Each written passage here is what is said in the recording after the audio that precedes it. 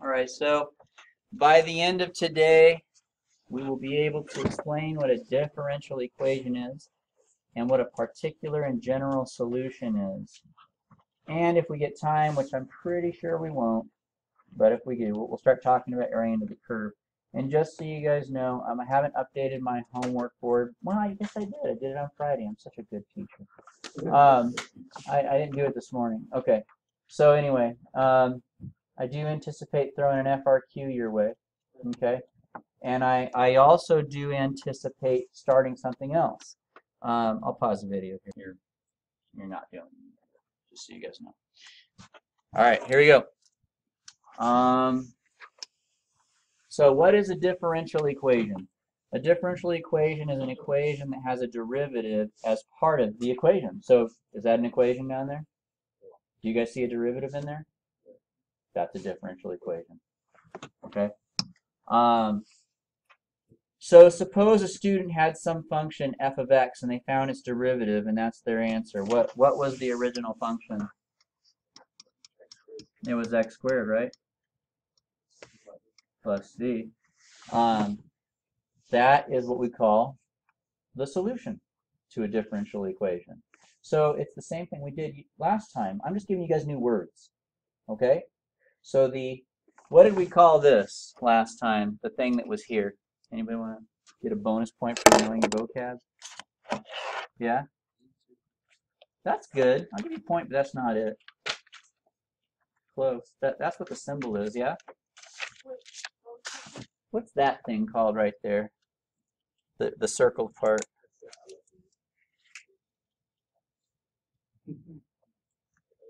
Naughty? Naughty. It's okay. No, it's the lowercase f part. It has a name, though. It's called the integrand. So last week we called that the integrand. But when we write it like this, I'm going to call it a differential equation. It's just same words, right? And what did we call that part? Good. That's right. It's called the antiderivative. But today we're calling it the solution. So it's the same stuff. It's just written differently, and it's named differently. So it's good. I'm just throwing new words at you. So what is a solution to a differential equation? The solution to a differential equation is the antiderivative of that differential equation. Now, notice here it says that this is this what it says on your guys' notes? Okay, so I'm going to cross that out for now. And then I'm going to put this word here. I'm going to change the article to the. And then above this, I'm going to put this, general. This is the general solution to the differential equation. The general solution. General means, yeah, that's the basic idea. That's the answer, right? Now, as soon as you get a number here, like if you can actually figure out what that is, then we call that a particular solution, okay? Which we'll talk about in a little bit. But so the general solution for a differential equation is the standard antiderivative that contains some unknown constant c. So if this is your differential equation, that's your general solution. Do you guys remember in math from pre-cal or algebra, if you have a function and you add a number to it, what does that do to the graph? Let me go to this guy back here, Gabriel. That's right. If it's a positive, it goes up. If it's a negative, it goes down. So if you guys look at your graph there, you'll kind of see that in there. We don't know which parabola it is, right? We just know it's a parabola, okay? But as soon as I give you a point, let's say that the point 1, 4 exists on this line. Now it's a specific parabola, right? So if I give you a point that's on the original curve, then it's a specific answer, and you can actually figure out what your C is now. So if I give you a point, that's called an initial condition. Okay? And if you know your initial condition, then you can find your constant of integration, and therefore you no longer have a general solution, but you're going to have a particular solution. A lot of vocabulary. I'll say that again. If I give you an initial condition, you can find your constant of integration, which means you no longer have a general solution, but a particular solution. Okay? A lot of words there. All right, so a particular solution is discovered when we have enough information to find the value of C. The extra information we require is a point that lies on the line known as an initial condition. So if I tell you here's your differential equation, but the original function, notice the capital F there, the original function has x equals 0 and y equals 3, then we have enough information to actually figure out what the C value is, and now it's just one curve. It's an actual answer. It's a particular answer. Okay? A lot of vocabulary, but really not a whole lot of new ideas here. Not a whole lot of new ideas. Don't you guys agree that if I have this, right, and if I plug in x and y, I can find C, right? That's old news stuff, right? And I'm just giving you guys vocabulary. All right. So let's do some of that. Did I print this for you? We better write it down. Go ahead and write down your directions. Directions are important here. And then number 1. And I'll wait. Okay, so I'm going to do this one. F prime of x is equal to negative 2x minus 2. F of 1 equals negative 2. Good stuff. This is good stuff. All right. Is this right? And then it's f of 1 equals 2. F prime of 1? Okay. Okay. Now, this is fun. I'm excited. I feel like you guys will get this, but I don't know. I'm going to ask Amanda a question. Amanda, using our vocabulary from today, what is this called? Okay. Let's try Zarina. What's this called? That's right, because it's an equation with a derivative in it. That's a differential equation. All right, so let's do another question here. Dea, what's this thing? What's the F? What do you call that?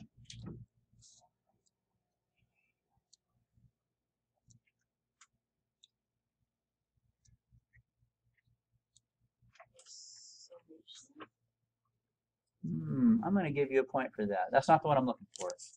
Well, you know, I'll take it. I'll take it. That's good. It's also known as the antiderivative, right?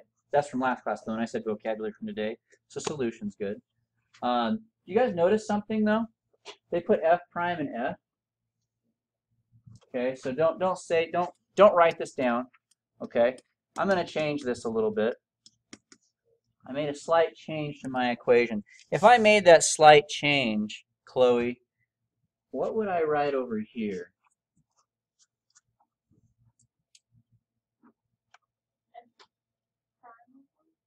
No, but I'll still give you a point for trying. Let me ask another person. Neha? You're thinking of inverses, but I'll still give you a point. Andrew?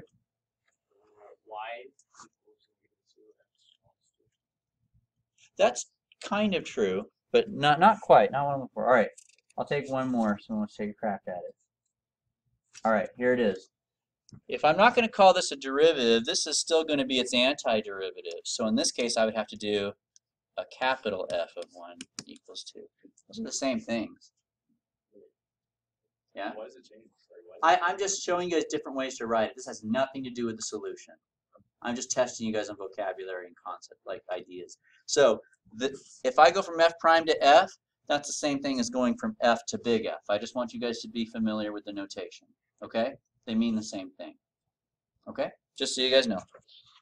But if we didn't go with the F prime notation, then you might not have, I would not have been able to ask, who was it I talked to? I think it was Amanda and Zarina. I wouldn't have asked them what kind of equation is it, because then you wouldn't see it's a derivative, but it is. Okay, so anyway, that was all just fun stuff. Let's begin the process. So I want to find the solution. Oh, one more vocabulary question. All that put together from today, I gave you guys a vocabulary word for that today. I'm going to ask Vivian, what's this stuff? What are these numbers? There's a vocabulary word for that we learned today. Good job. That's our initial condition. That's the point that's on the original graph, right? So here's our differential equation, and here's our initial condition. So are we going to be finding a particular solution or a general solution here? A particular solution. So here we go. Step one. You might want to write these steps down. Step one. Integrate f prime. Okay, so we're going to integrate f prime,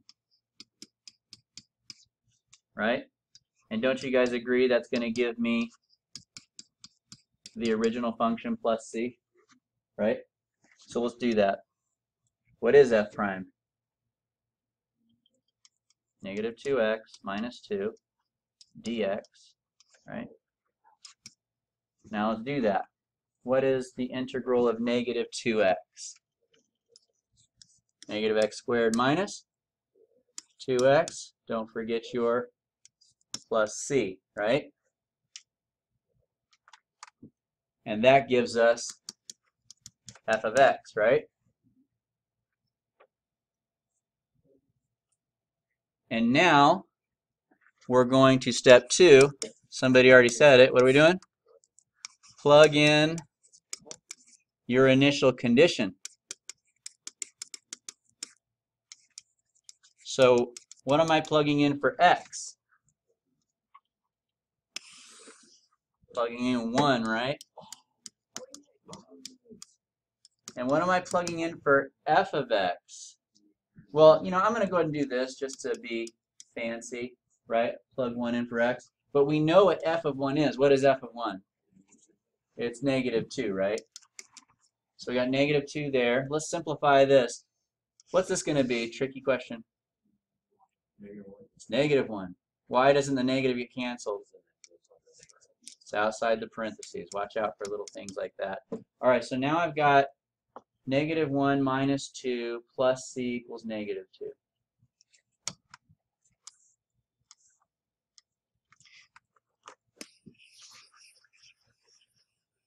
Almost there. So negative 1 minus 2 is negative 3. Add the 3 to both sides. And now we know what c is. It's 1. All right. Step 3. Write your particular solution, which means we're going to rewrite the same answer we had earlier, right? But this time instead of plus c, I'm going to put plus 1. That's it. So we had a differential equation. We integrated it to find out what the original function was. But you guys know when you do that, you always get some unknown constant. But luckily, we had a initial condition, so we could find that unknown constant. And now we know what that one particular solution was. Okay? Can I erase? That was interesting. Was that a no or yes? Sure, I'll pause for a second. Write down number 2. Ooh, fractions. Fractions are fun. They make everything better. It's like frosting.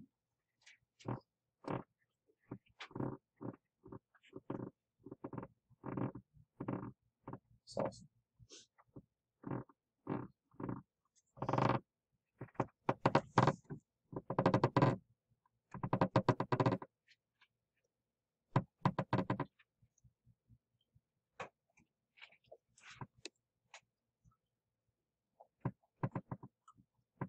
We good?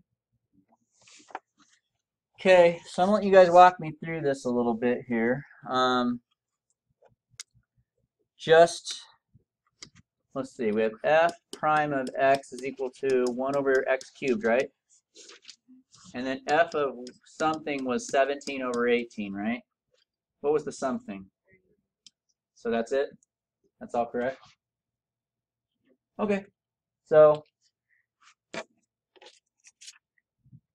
John V, what's this called?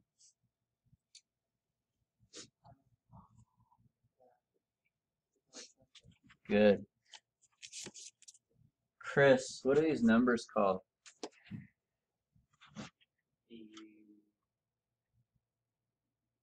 The initial. Very good. Okay, let's begin the process. I want you guys to do the first step. Go for it.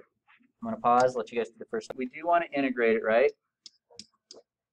Now, what was the first thing that you did, Savannah? We add 1 to the power. Good. Now, before we add 1 to the power, we want to rewrite it. Did you rewrite it? No? Okay. So, do you know what I mean by rewrite it? How would we rewrite it?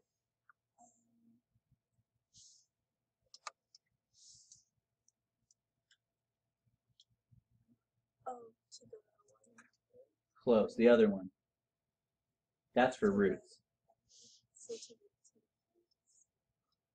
You just make it negative. There we go. Okay, but you are right about your steps. So here's how you integrate it.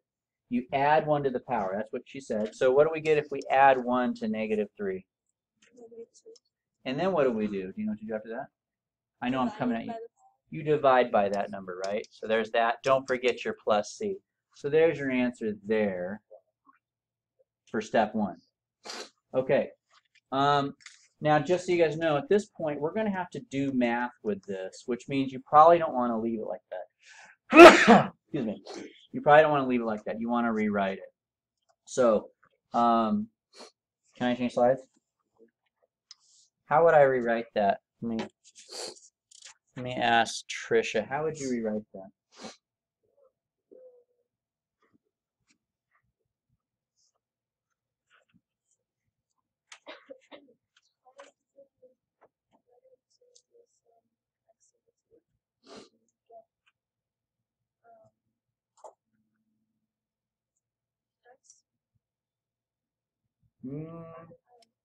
Okay.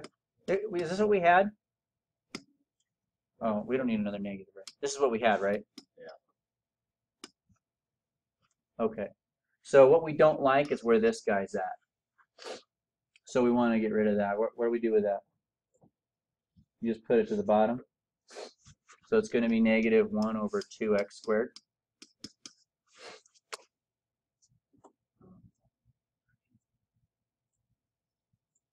Give me that look. We've been doing that for a month. Why don't you give me that look? All right. Now, I'm going to ask Angelina, what is our next step, Angelina? You plug in your x and your y, right? I forgot to do that. Oops. There you go. And your y, right? Plug in your x and y. All right, go for it. I'll let you guys do that. It's more fun stuff. What was our x?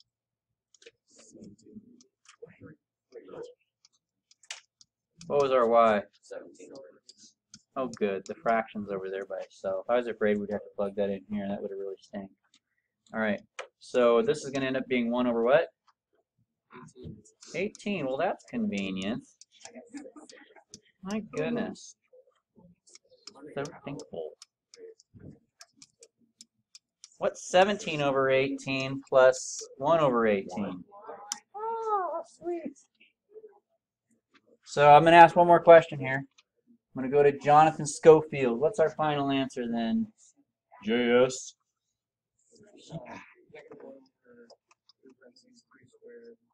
Yeah, x squared. But keep going.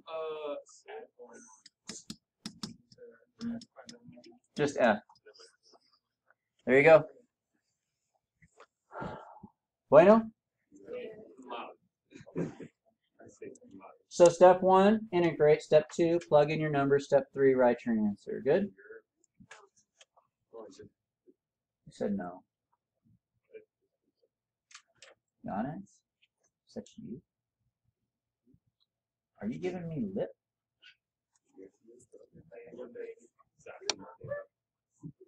So I'm going to start. I'll probably give you guys one to do all the way now. No more steps. Just you do the whole thing, okay? Can I delete? All right. So there you go. 1 and 2. 2 together, and then we're going to move on. Graydon. What? Wait. Okay. We're gonna work through number 2 together. So the first thing we do is we integrate our differential equation. So to do that, what's the first thing I want to do to this thing?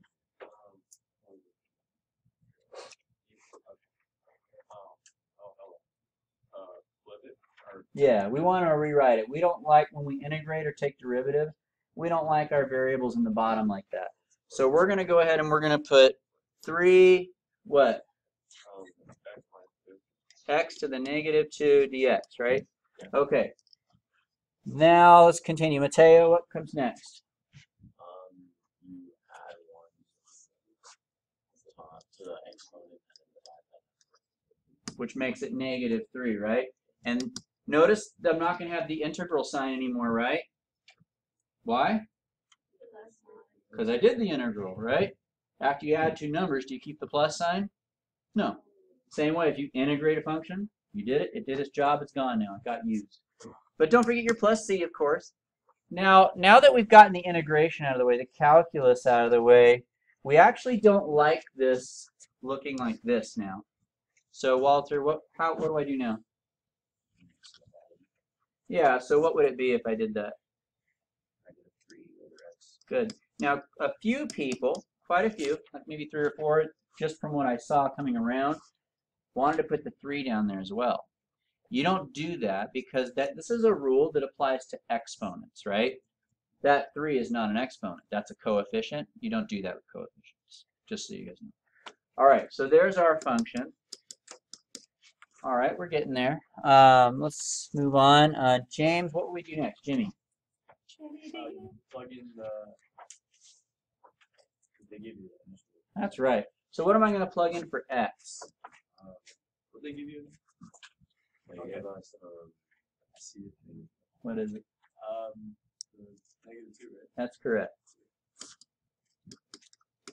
And what do I put here?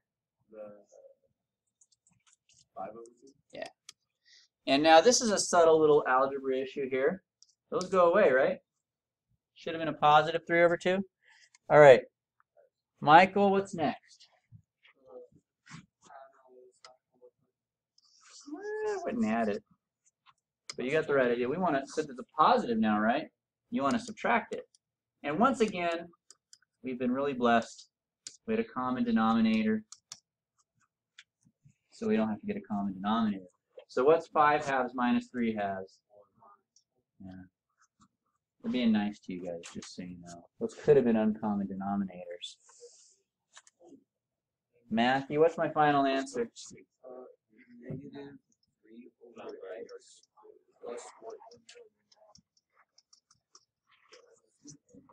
By the way, you got to watch out for things like this. We're using f, right? If they used g there on an FRQ, if you guys called this f and they called that function g prime, you would lose it. Isn't that stupid? But that's how they grade. So you got to watch your notation. We're talking about f here, right? So it's okay for us to write f, but just be careful. If I would have started this problem off like this and you guys wrote your final answer like f equals that, they'll take off all the points. I don't know why they do things like that, but they do. All right. So, I mean, I know why they do. I just don't think it's that big of a deal. Let's keep going. Integrals are a means of adding together an infinite number of infinitely small values. Case in point. You guys remember we talked about rectangles before, right? And how do you get a better answer to estimate the area under the curve? More but skinnier rectangles. And if you were to make these rectangles infinitely small, whatever that means, then how many rectangles would fit under the curve? Infinity of them, right? So if you, and then if you add together an infinite number of infinitely small things, then you get a perfect area under the curve, right? Right? That's what an integration is. It's where you add together an infinite number of things that are infinitely small, so you get this perfect area under the curve. Weird, but that's what it is. So now it doesn't always have to be area under the curve. You could do this with like this, how far a car is traveling. Like if you have a car that's gradually increasing its speed, right? You could find, okay, on average, how fast was it from here to here? Now, on average, how fast was it from here to here? You can add all those average distances up and get an average distance, right? But then you can make those increments smaller. You get a better approximation of the real distance. Smaller, better approximation. If you let the distances between each measure become infinitely small and add them all up, you get the actual distance the car traveled. So it doesn't have to be just area under a curve. The point is you're adding together an infinite number of infinitely small things. I don't know if my car example just went over your head, but the point is it can apply to other things. How do you find the area under the curve? So let's say that this line here represents our function f of x. And I want to know what's the area from A to B. Okay, here it is. You're going to take that function and you're going to integrate it. Okay? Now we're going to add some new notation in there for you guys. I want us to go from A to B. These numbers need to be a part of this somehow. So here's how we do it. We put the A down here and the B up here. Okay? And I'll tell you what we do with those. So first of all, if I integrate little f, what do I get? I get big F, right? But here's what I'm going to do. I'm going to plug in B to big F. I'm also going to plug in A to big F, and I'm going to subtract them, and poof, you've got the area under the curve. It's really weird, but it works. So this is what we call the first fundamental theorem of calculus. So if you want to find the area under a curve, you integrate that function, you plug in those two limits to the antiderivative, and you subtract them. And somehow that gives you the area under the curve. Pretty crazy. You guys ready to put this to work for us a little bit?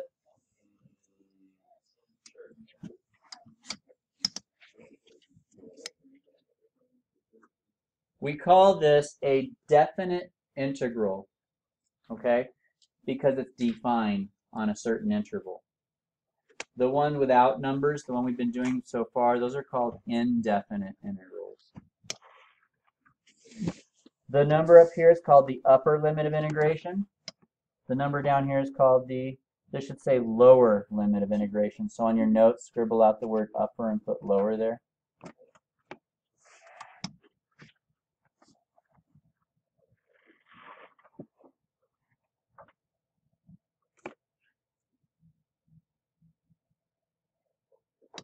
Okay, here we go. Did I print this for you? All right, let's write it down.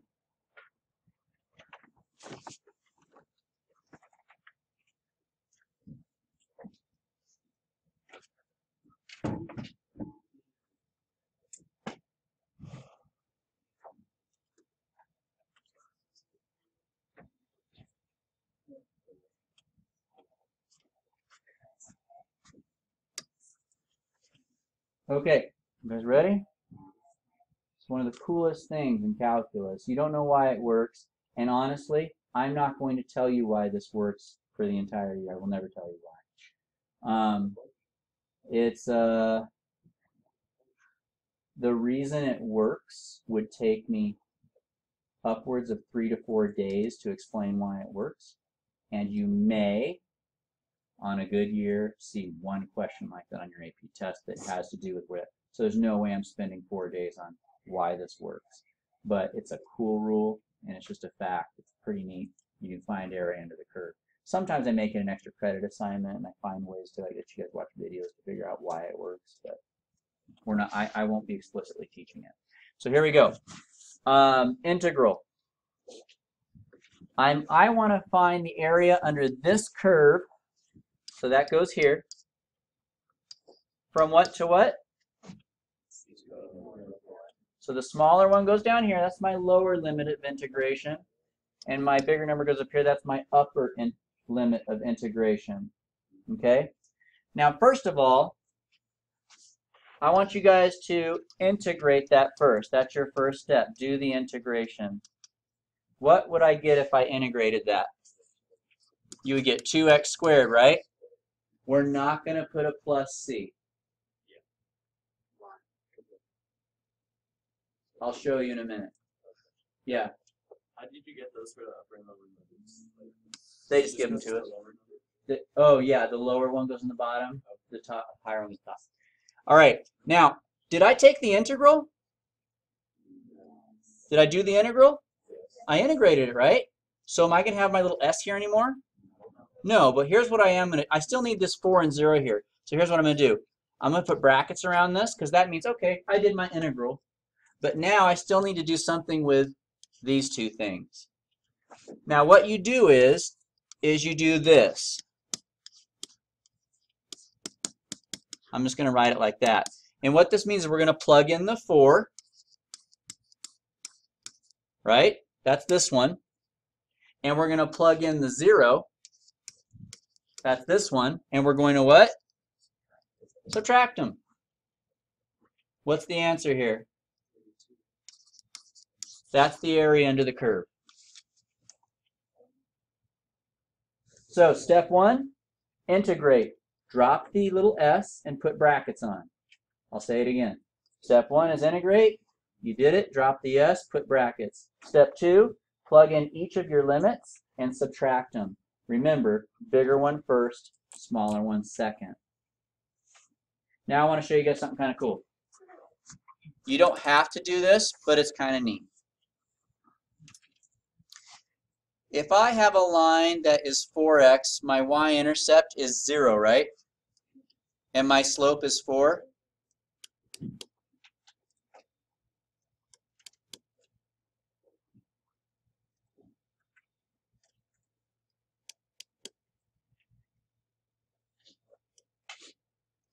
By the time I get up here to 4, how high am I? If every time I go over 1 up 4, by the time I've done that 4 times, how high up am I? This is a rectangle now, right? What's the height of this rectangle? What's the base? How do you find the area of a rectangle? Multiply and cut in half. What do you get?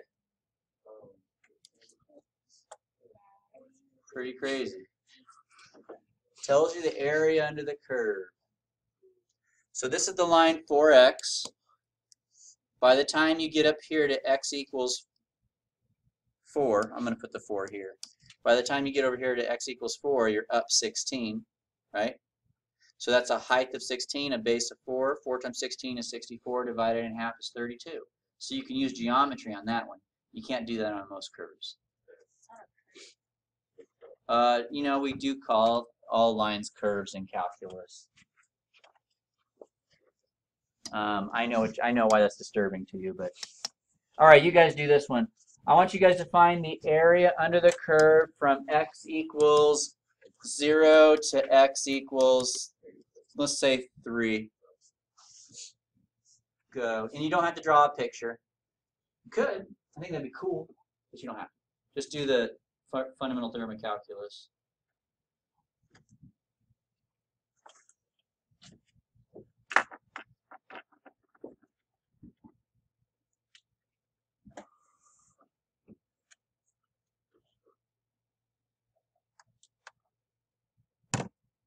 I want to see that notation looking right as well, by the way. After step 1, I should no longer see a what? What? After step 1, I shouldn't see the S symbol. I should see what instead? Brackets. Did you both have a question? Who was first? Okay.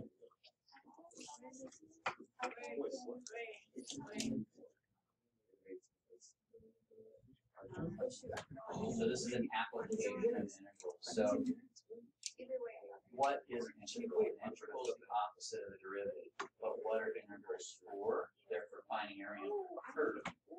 So if I were to say here's a derivative, find the antiderivative, you would integrate it. But if I say find the area of the curve, that also is integrated. You're not really finding the antiderivative. You are, but we're not really thinking derivative antiderivative. We're just thinking curve. It's a different application.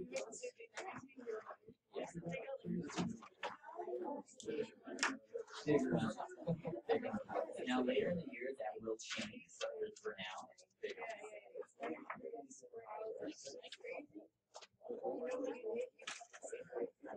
Yeah, I know. And so, Chloe, you do how we do the half payment or when you do that, you have to put big ones first.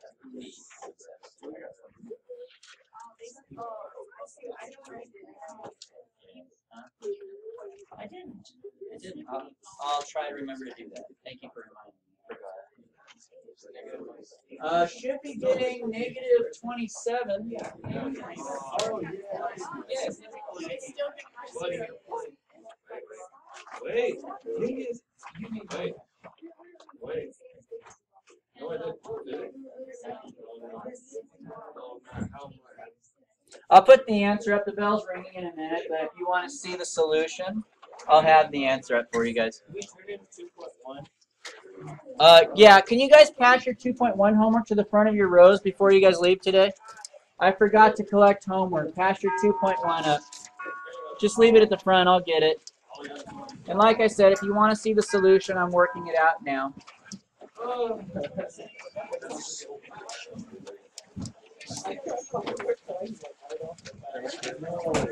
Bye. Take it easy.